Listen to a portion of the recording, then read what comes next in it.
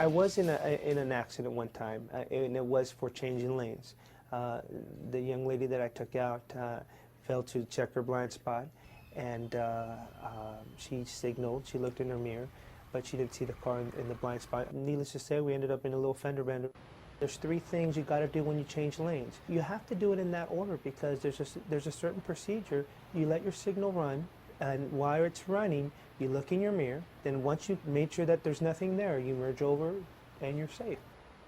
A lane change should be just a really simple thing. You have your blinker on, you look in the mirror, you look over your shoulder, and you did everything right, and you see that there's a vehicle there, well then turn your signal light off, go down the road, try again later. It's that simple. Sometimes you could be doing a really great job, even though you have a signal, you're telling everybody what you're doing next, the other guy just may not care. And he might go in anyways. Before you know it, you're trying to avoid sideswiping a vehicle that's there. If an applicant approaches a right turn, there's a bicycle lane, and they're approaching, they have their signal on, they're just looking straight, they don't look in the mirror, they don't look over the shoulder, that is a critical error. If they approach a left turn, entering the center left turn lane, and they signal, and that's all they do, that before they enter, they don't look, that's another critical error. So those will automatically cause them to fail. Any lane change requires that you signal, check your mirrors, and check your blind spot. This includes merging into another lane when your lane ends, leaving a curb when pulling into traffic, merging into a bike lane, or merging into a center turn lane.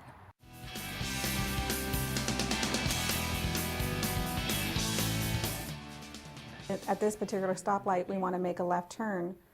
And then when the light turns green and we have oncoming traffic, sometimes the applicant doesn't realize that they have to wait for oncoming traffic before they can make their left turn.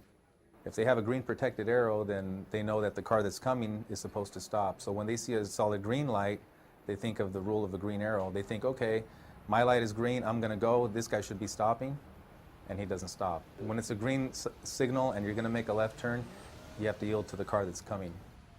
You need to edge out into the middle of the intersection, wait for all oncoming traffic to go through, whether they're turning or going straight, and wait for the pedestrians to cross. Then complete your left turn in a safe manner. Don't worry if you're in the intersection when the light turns red. You've entered legally on a green light, so other traffic has to wait for you to clear before they can proceed. Some of the most common mistakes that drive test applicants make are crosswalks. Okay, when you come to an intersection, they go right in the crosswalk, and next thing you know, there's 2-3 people standing, on the corner wanting to cross. The whole point of the crosswalk is you have to stop behind the line. Then you check for pedestrians, right or left, and then if there's no pedestrians, you can move up into the crosswalk after that, so you can see around the corner. And you look, and then if everything's good, you keep going. You need to understand the right of way, who turns, who changes, who goes, who stops. There's nothing there to help you to say, okay, if the car on your right gets there first, then he goes first. You have to already know that, ahead of time. And the way you drive will tell whether or not you understand the right of way, so you need to make sure that you understand that.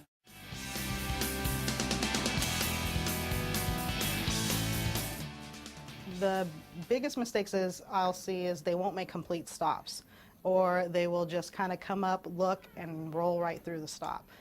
And people think that they've paused or that they've rolled to a stop and there's nobody in the intersection, and that's enough. But we're not called to market if it's enough. We're called to market if it's not done at all.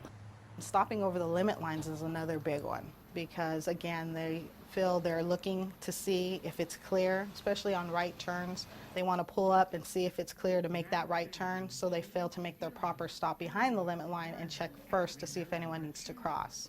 I would say 90% of the people out there taking drive tests are extremely confused with that limit line. And we want to get it out there that all they need to do is stop, look left and right for pedestrians. If there are none, creep up. If they cannot see traffic, creep up so that they can see traffic better. And then from that point, make their turns. A lot of times there are school buses on our particular route, and our applicant will just drive right through with the red lights on. You have children crossing, and that's an automatic fail because they didn't stop. Whether they're on the same side of the bus or the opposite side of the bus, you have to stop until those red lights go off. The most common reason in our drive test that causes a critical error on a drive test is usually the red arrow, making a right turn against a red right turn arrow on our specific route. And usually they do that safely. They will stop and they'll look, and it'll be done safely. However, it is illegal and it's not correct. You are to come to a complete stop and not attempt to move. You're supposed to hold your position until the light turns green.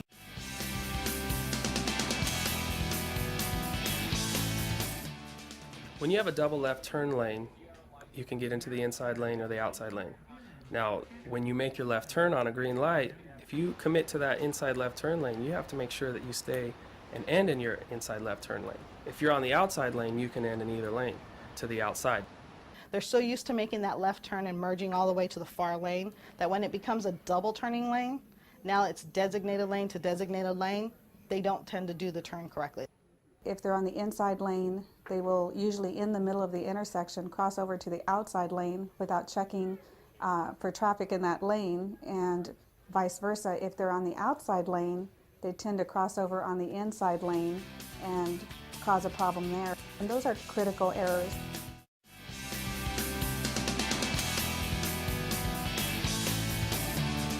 Make yourself aware of speed limits everywhere you go, because speed is a big factor. If you go 10 miles under the speed limit or 10 miles over the speed limit, you're going to fail.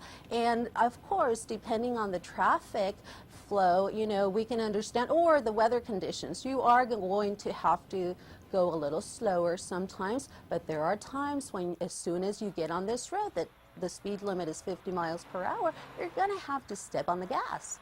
Going through school zones, there's a misconception about what speed you should be traveling at during a school zone. You know, they always ask me, what does a sign mean when it says 25 when children are present? And I basically tell them it means just that, okay? Present, if they're there, if you can see them, that means they're present. So that means you should be at 25. If there is no one around, then we expect them to go the speed limit, which is 40 miles per hour.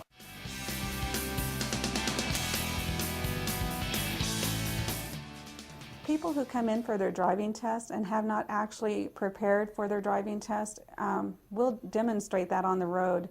When we get an ambulance, an individual sometimes panics and they don't know what to do, so they either just stop in their lane or they'll just continue on like they don't hear it. They're nervous, so they'll come and they'll get that tunnel vision. They're not thinking about what they're doing. They're just kind of focused on one thing rather than taking it all in, seeing the whole situation and reacting to the road conditions at that time. I just had one recently over at the railroad crossing where we were stopped and the individual actually stopped beyond the marker indicated by the limit line. And what they did was they waited, and so I had to talk them through it. We're going to look left and right, see how close that train is, because we're going to be hit, quite frankly. So we need to get out of that position. Some applicants have trouble with their ability to control the vehicle, such as backing up in a straight line.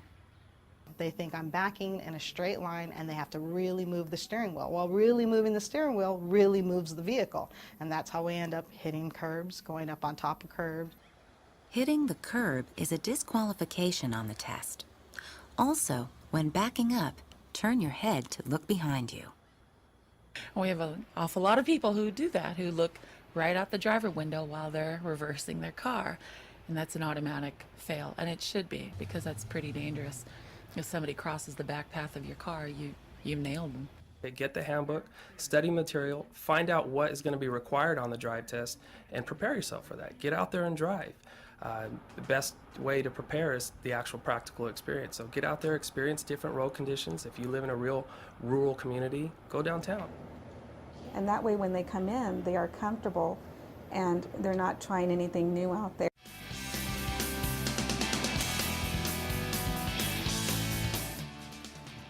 One of the things that does affect a driving test is when an applicant appears in a vehicle that they just borrowed for that day for the driving test.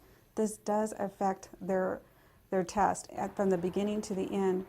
At the beginning of a drive test, we ask the applicant to locate certain items in their vehicle, and when they borrow a vehicle, they don't know where these items are. Well, say for instance, it's a rainy day and we're driving along and you don't turn your windshield wipers on. Well, I want you to be the one to turn them on your own. So I'll wait. I'll wait a few minutes. But then if we are driving and I'm thinking, okay, I can barely see out of the windshield, I'm sure that my driver can't. I will eventually say, please turn your windshield wipers on.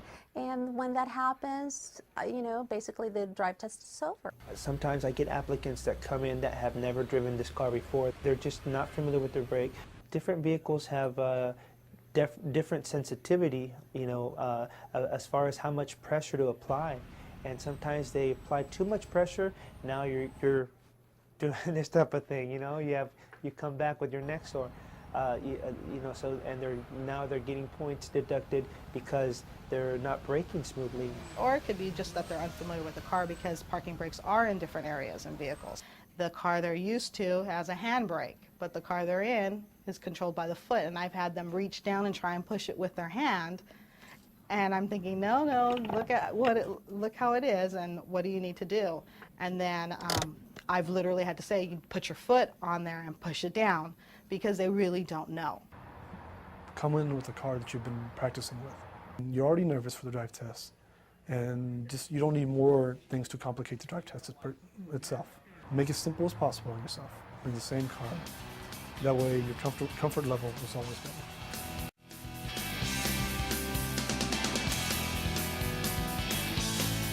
They just drive forward. They won't see pedestrians, they don't see cars. We have a little warning dip sign, which it says 20 miles per hour.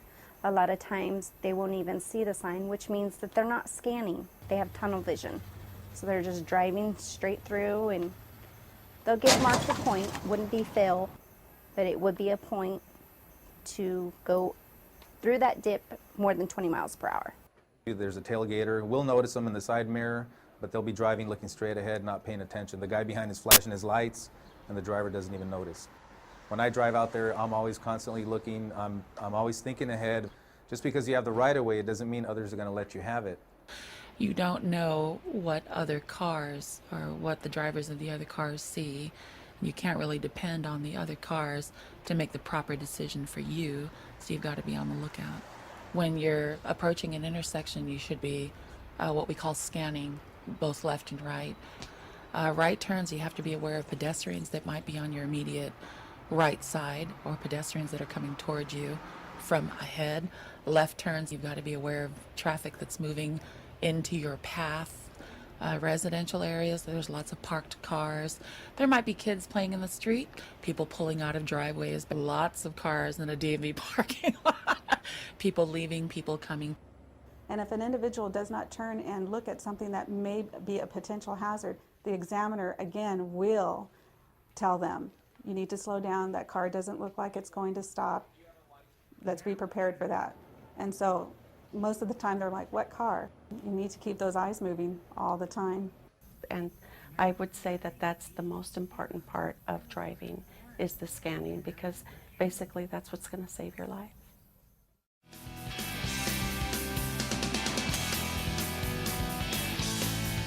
Some people think that being extra cautious will help them pass their driving test. Caution is good, but too much can create traffic hazards. Being overcautious on a driving test is not good, because it does affect the overall flow of traffic. That's a problem because it seems that when at a four-way stop, that when they come to their stop, they don't want to go ahead and go on their turn. They'd rather wait for everybody else to go and then take their turn. And the only problem with that is that it confuses the other drivers. And there's a nice rhythm usually going at four-way stops, and then they will take that rhythm out and then cause people to try to decide, are they part of this game or are they just going to sit there? And so then the examiner will usually have to say, you need to go on your turn. You have to be assertive. You have to accept right-of-way when it is yours. Of course, make sure that it is safe to proceed. But when you're overly cautious, you tend to hesitate, and that confuses other traffic. When they're pulling out into traffic and they're waiting for cross traffic to be clear, they tend to wait until there are no cars rather than just clear. And sometimes I think I need my binoculars or a telescope to see that oncoming car, but they will hold. And as a result, if they keep doing that, then we have to tell them, you need to go ahead and continue. When an examiner intervenes like this on a test, it affects your score. If it's serious enough to be considered a critical error, then it's a cause for failing the test. People drive too slow because they've been told by friends, relatives, just go ahead and drive slower than you normally do, and that way you're safe no matter what.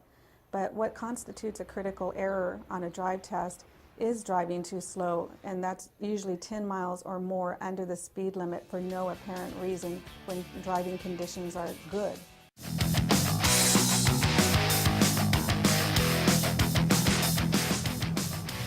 Driving in an unfamiliar area can be difficult, especially if you're taking a test. If you come across a traffic element you haven't encountered before, such as a roundabout, it may be difficult to know what to do. They don't know which way to go. They've never seen it. They think it's just a circle in the middle of the road. I've seen them just cut clear across to the left instead of going around it. They'll just sit there and look at you like, what am I doing here? Which way am I supposed to go? So, I mean, like, you know, for somebody that's never seen it, it's something difficult. Unfamiliar elements are not the only problem. Some areas have situations that require more careful observation.